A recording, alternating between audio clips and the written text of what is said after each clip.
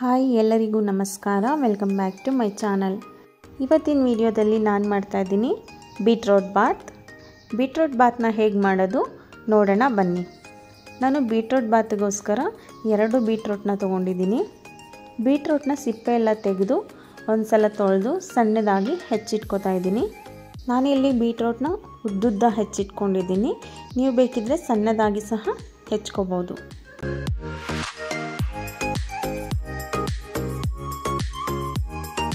Beetroot ಎಲ್ಲ cut ಮಾಡಿ ಇಟ್ಕೊಂಡಿದ್ದಾಗಿದೆ. ನಂತರ ಇದಕ್ಕೆ ಸ್ವಲ್ಪ ಮಸಾಲೆನ ರೆಡಿ ಮಾಡ್ಕೋತಾ ಇದ್ದೀನಿ. 1 ಟೊಮೆಟೊ ಕಟ್ ಮಾಡಿ ಹಾಕ್ಕೊಂಡಿದ್ದೀನಿ.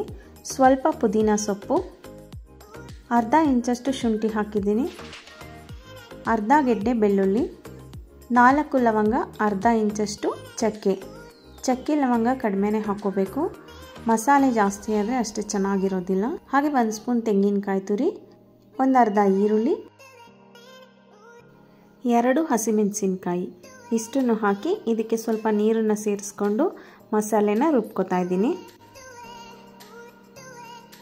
ಮಸಾಲೆ ರುಬ್ಕೊಂಡಿದ್ದಾಗಿದೆ. ಇವಾಗ ಬಾತಿಗೆ ಒಗ್ಗರಣೆ ಹಾಕೋತಾ ಇದ್ದೀನಿ.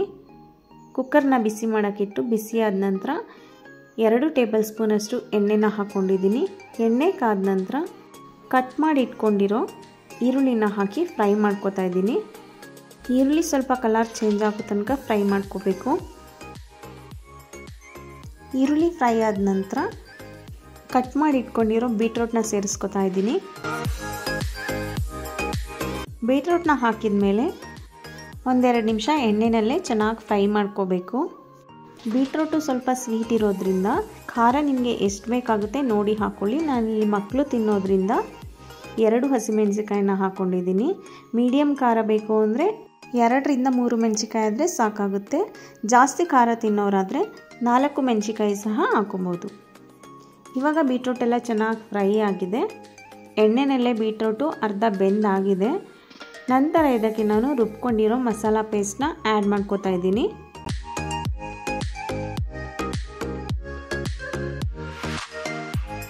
ಮಸಾಲ ಪೇಸ್ಟ್ನ ಹಾಕಿದ ನಂತರ ಇದನ್ನು ಸಹ ಎಣ್ಣೆನಲ್ಲೇ 1 ನಿಮಿಷ ಫ್ರೈ ಮಾಡ್ಕೋಬೇಕು.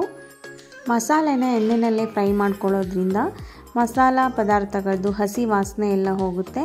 ಹಾಗೆ ಟೇಸ್ಟ್ ಕೂಡ ತುಂಬ ಚೆನ್ನಾಗಿ ಬರುತ್ತೆ. 1 ನಿಮಿಷ ಮಸಾಲೆನೆಲ್ಲ ಫ್ರೈ ಮಾಡ್ಕೊಂಡಾದ ನಂತರ 1 ಸ್ಪೂನ್ ಧನಿಯಾ ಪೌಡರ್, ಅರ್ಧ ಸ್ಪೂನ್ ಗರಂ ಮಸಾಲಾನ ಹಾಕಿ ಮಿಕ್ಸ್ ಮಾಡ್ಕೋತಾ ಇದ್ದೀನಿ. ಬೀಟ್ರೋಟ್ ಬಾತ್ನ ಮಾಡೋದು ತುಂಬ ಈಸಿ, ಹಾಗೆ ಟೇಸ್ಟು ತುಂಬಾ ಚೆನ್ನಾಗಿರುತ್ತೆ. ನೀವು ಒಂದ್ಸಲ ಟ್ರೈ ಮಾಡಿ. ಧನಿಯಾ ಪೌಡ್ರು ಗರಂ ಮಸಾಲ ಹಾಕಿ ಮಿಕ್ಸ್ ಮಾಡ್ಕೊಂಡ ನಂತರ ನೀರನ್ನು ಸೇರಿಸ್ಕೊತಾ ಇದ್ದೀನಿ. ನಾನಿಲ್ಲಿ 1 ಗ್ಲಾಸ್ ಅಕ್ಕಿಗೆ 2 ಗ್ಲಾಸ್ ನೀರನ್ನು ಸೇರಿಸ್ಕೊಂಡಿದ್ದೀನಿ.